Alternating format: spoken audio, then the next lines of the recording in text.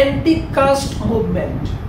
এই বৰ্ণ বৈষম্য যে আমি কৈ থাকোঁ, এই বৰ্ণ বৈষম্য বিভেদখিনি বন্ধ কৰিবৰ কাৰণে শংকৰদেৱ গুৰুজনাই চেষ্টা কৰিছিল। মহিলাৰ অধিকাৰৰ কাৰণে শংকৰদেৱ গুৰুজনাই সদায় যত্নপৰ হোৱা আমি সাধাৰণতে দেখা পাওঁ। শংকৰদেৱ গুৰুজনাৰ গৃহত বা তেতিয়া সেই সময়ত যিসকল মহিলা আছিলে এই মহিলাসকলকো শংকৰদেৱ গুৰুজনাই একলগ কৰি পিনে সিহঁতকো হৰিনাম ধৰ্মৰ ভাল শুদ্ধ আচৰণক মনোগ্ৰাহী কৰি তুলিবৰ কাৰণে শংকৰদেৱ গুৰুজনে সদায় চেষ্টা কৰিছিলে।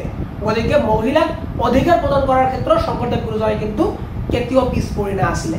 শংকৰদেৱ গুৰুজনাৰ যিসকল ফলোৱাৰ্ছ, যিসকল শংকৰদেৱ গুৰুজনাক ফলো কৰে, বিশ্বাস কৰে, এক শৰণ হৰিনাম ধৰ্মত তেওঁলোকক ভকত বুলি কোৱা হয়। আৰু ময়ো এজন ভকত হয়। আৰু প্ৰত্যেকজন ব্যক্তি, যিসকল ব্যক্তি মহাপুৰুষ শ্ৰীমন্ত শংকৰদেৱ গুৰুজনাক ফলো কৰে, বিশ্বাস কৰে, সকলোৱে এজন এজনকৈ ভকত।